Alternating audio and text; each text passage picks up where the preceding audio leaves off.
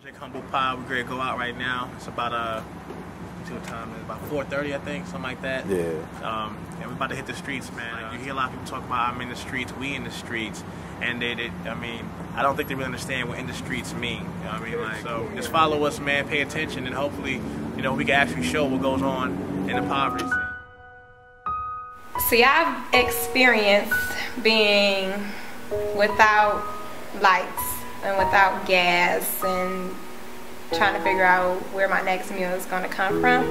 But I've never experienced being without a roof over my head. There's so many young people, including myself, who take like what we have for granted, and with the way the economy is today, everyone is just like one step away from becoming homeless or on the spot.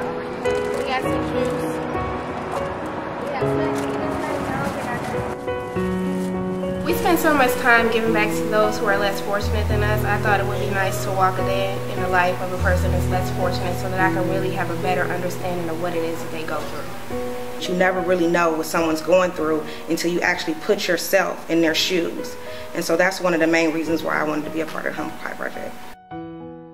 People, they just walk past you like they don't hear you, or they across the street like we're contagious, or we have some type of flesh-eating disease. They just fail to realize like anything can happen to anybody at any given time, and for a person to just, you know, not really have it, like if a person don't know, then they just so judgmental, and I don't like that. I got very emotional. It wasn't even, you know, just from being out there for hours on end and not being in the comfort of my own home, but for me it was just people not wanting to help a person in need. I know everybody is like brought up differently in different homes and things of that nature. Like my mom, she's a giver, so if I have something, like I always try to give. I just like really broke down because people shouldn't act that way. And it was people like, oh my God, you're too cute to be this way. Like homelessness like has no label. It has like no color. And hard times can fall on anybody, as I said before. So just for someone to be like, oh, what happened to you? Ha ha ha, are you serious? Like, that really just made me feel like people just are so quick to judge a person just based off how they look. So it was very emotional for me, and I did end up crying, so I did break down.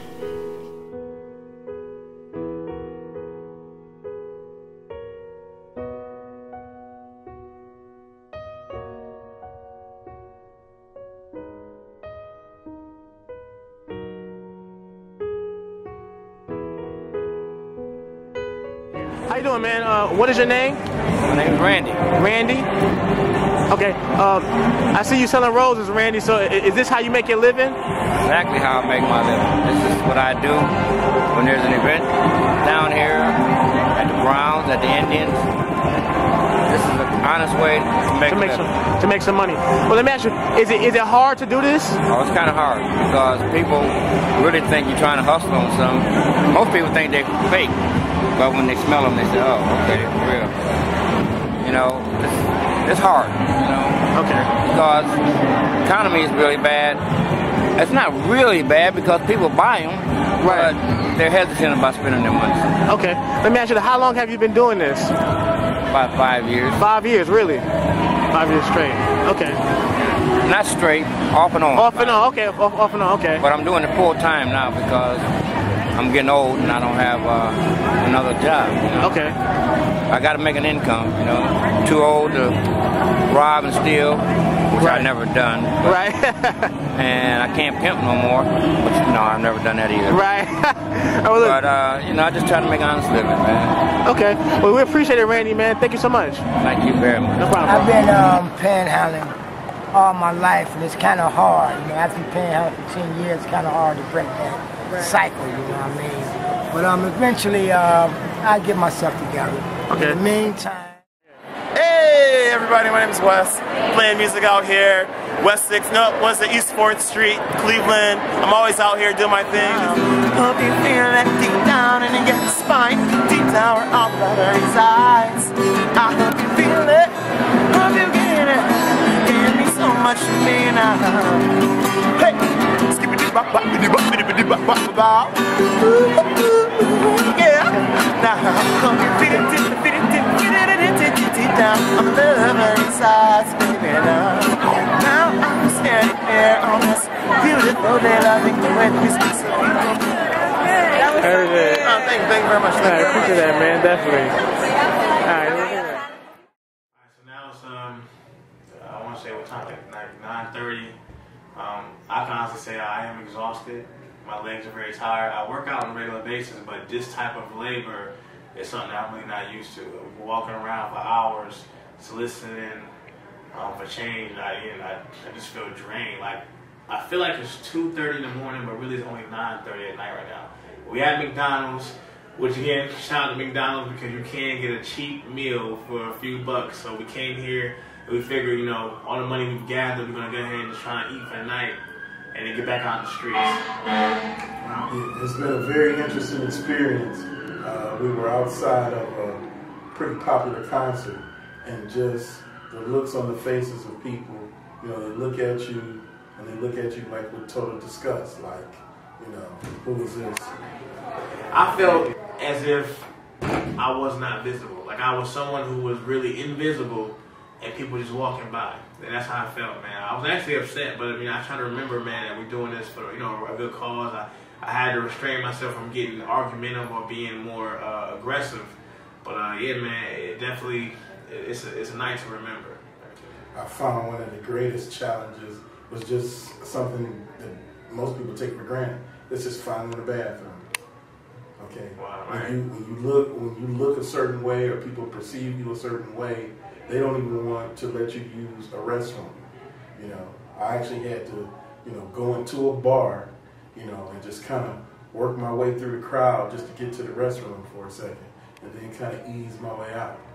But yeah, it was an uncomfortable feeling, but definitely something to remember. And we hope that with this footage, you know, we kind of bring light to some things that people take for granted. Yeah, I guess we're going to go ahead and eat, man. Dollar menu do wonders right about now. So 99 cents, amen. Right.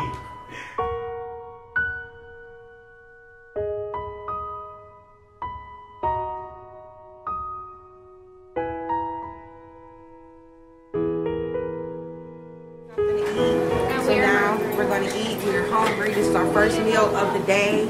And after this, we're going right back to the streets. Thank you.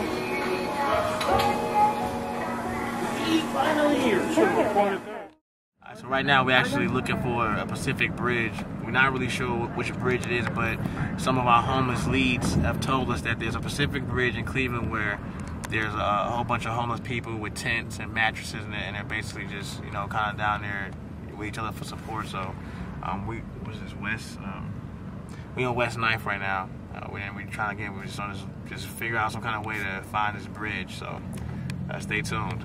We rode around all night trying to find where the homeless was at. We had a few leads from the shelter saying that we'll find them at, you know, the bridge on 26 in Superior, the bridge in the Flats, the bridge over the Detroit Bridge, etc., etc. On the way to our last lead, we ran into a gentleman by the name of Greg. He was actually laying out, as you've seen previously, on a corner of the street by the bus stop. He kind of explained to us that he tried to check into the homeless shelter but was jumped and beat up and actually broke his back not too long ago, or fractured his back, something like that. So what we're going to do now is basically we're going to sleep out here on the street with Greg tonight. Tomorrow, once we all wake up, we're going to go ahead and try to get Greg checked into a hotel. And we're going to keep in touch with Greg, man, and do everything our part to get Greg back on his feet. So that's our next project right now. So I feel confident. I think that all the walking and everything we did, the labor, the stress that we went through today was worth it, because in the end, we were actually able to help someone, man, and we're going to change that man's life, you know, if it's God's will. When you say we're helping and when we're giving, until you walked a little bit in the shoes of those people that you're talking about, you really still don't understand and don't really know what the help that you're giving is doing for this person. Like I said, we're going to go ahead and wrap up this night and, you know, lay down and just pray that, you know, we get through the night or whatever. And we're not going to stop. You know, this is the beginning of the new us and what we're doing. You know, it was nice. It was a humbling experience. I can't wait to do it again. What's up, Greg? You gonna come to breakfast with us, Greg? I'm okay, thank you. Why? We're going to McDonald's. You should join. You going to McDonald's, not Landmark? Nah, we're going to McDonald's, man. Fuck that. I can take Photoshop for that, yeah.